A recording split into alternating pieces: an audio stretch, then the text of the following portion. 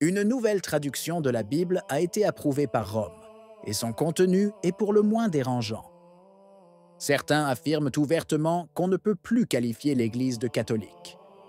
Dans cette vidéo, nous explorerons la véritable signification de cette décision et ses conséquences potentielles pour la foi.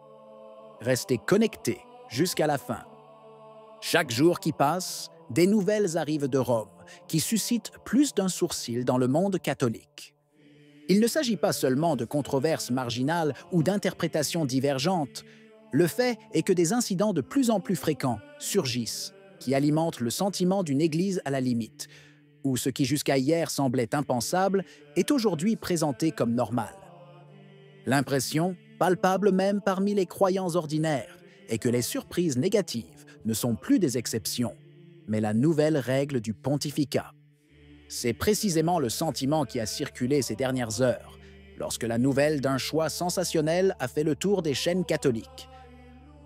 Les évêques américains ont donné leur approbation officielle à une nouvelle traduction de la Bible, qui, selon plusieurs spécialistes, altère la clarté de l'Écriture sainte sur l'un des péchés les plus graves, que la tradition définit comme un crime qui crie vengeance à Dieu.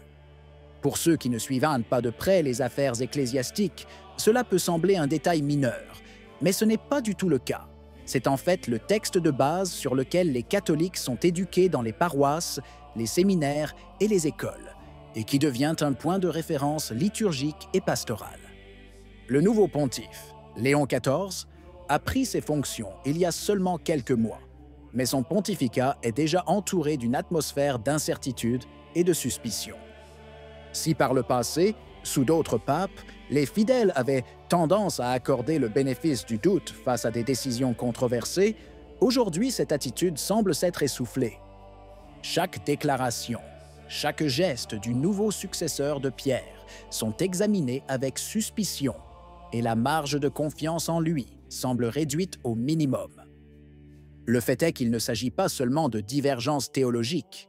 Léon XIV est perçu comme l'héritier naturel de la lignée de Bergoglio, mais avec un style encore plus décontracté dans ses relations avec les médias et dans la remise au goût du jour de sujets chers au monde progressiste.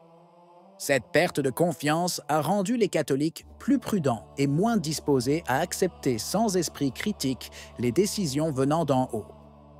Ainsi, lorsque la nouvelle d'une nouvelle Bible approuvée par les évêques américains avec l'approbation de Rome a fuité, beaucoup ont réagi, non pas avec surprise, mais avec confirmation d'un soupçon. Quelque chose, à l'intérieur des murs du Vatican et dans les conférences épiscopales, est en train de changer de manière radicale et peu rassurante. La nouvelle ne vient pas d'un journaliste ou d'un site d'opinion, mais d'un prêtre connu sous le nom de Père V, qui a de nombreux abonnés sur le réseau social X, anciennement Twitter. Il n'est pas un traditionnaliste radical. Au contraire, il est considéré comme un prêtre plutôt équilibré, proche des positions conservatrices, mais sans désir de s'engager dans des guerres idéologiques. C'est précisément pour cette raison que son discours a suscité encore plus de controverses. Le Père Fay a révélé que la Conférence des évêques catholiques des États-Unis a accordé son approbation officielle à une nouvelle traduction en anglais de la Bible, appelée New Revised Standard, Version Updated Edition, NRSVE. Pour ceux qui ne sont pas familiers avec les acronymes académiques, il s'agit d'une révision moderne de la Bible qui, selon de nombreux chercheurs, modifie ou atténue certains passages liés au péché de sodomie, un acte que l'Écriture condamne ouvertement dans l'Ancien et le Nouveau Testament. La crédibilité de la dénonciation du Père Sim est renforcée par le fait qu'il n'appartient pas à la catégorie des prophètes de malheur, qui voient des complots partout. Sa réputation de prêtre raisonnable, loin de l'extrémisme, rend la nouvelle encore plus alarmante. Si même une voix modérée tire la sonnette d'alarme, cela signifie que le problème ne peut pas être rejeté comme une paranoïa traditionnaliste. Il ne s'agit pas d'un texte marginal. Cette édition se présente comme un outil moderne, accessible et inclusif, officiellement approuvé par la Conférence des évêques catholiques des États-Unis, et donc déclaré adapté à l'étude et à l'usage privé des croyants catholiques. Mais que signifie concrètement cette approbation? Cela signifie qu'un croyant ordinaire, entrant dans une librairie catholique, trouvera une Bible portant le sceau d'approbation de l'Église, la déclarant sûre pour la foi. Pourtant, cette même Bible est accusée par les érudits catholiques et protestants de manipuler certains versets clés. En particulier, les passages de saint Paul, qui condamnent les relations contre nature, seraient réécrits de manière nuancée et ambiguë.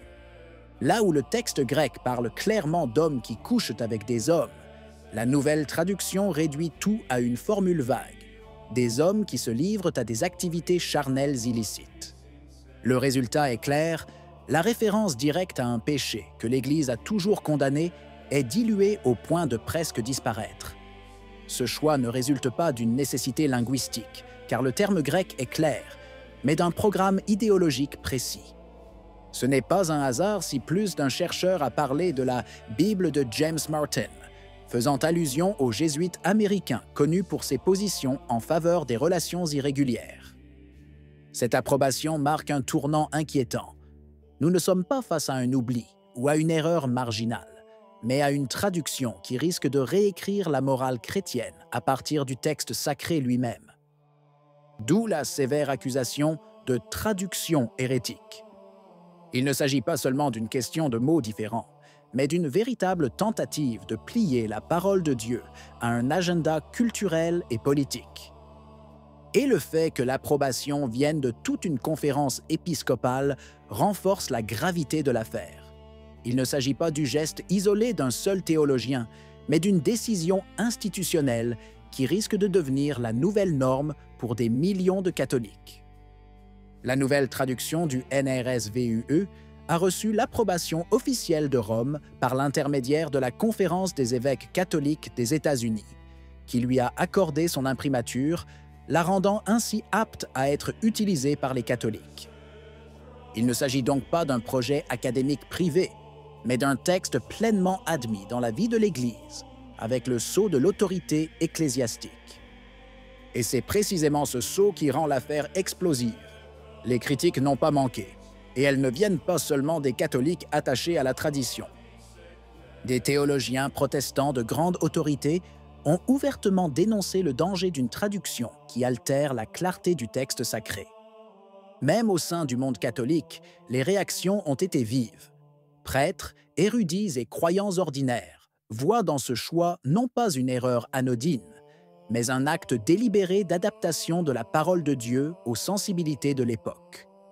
Et le fait que l'imprimature ait été accordée par Rome elle-même, bien que par l'intermédiaire de la conférence épiscopale américaine, alimente la perception d'une capitulation venue d'en haut, plutôt que d'une dérive locale. Pour beaucoup, c'est un signe inquiétant. Si la Bible elle-même est ajustée pour éviter d'offenser les nouvelles idéologies, quelle sera la prochaine étape? La tradition, qui a résisté pendant des siècles aux persécutions, aux schismes et aux révolutions, risque désormais d'être érodée de l'intérieur, avec l'approbation des autorités ecclésiastiques. Est-ce là la voie que l'Église catholique entend suivre?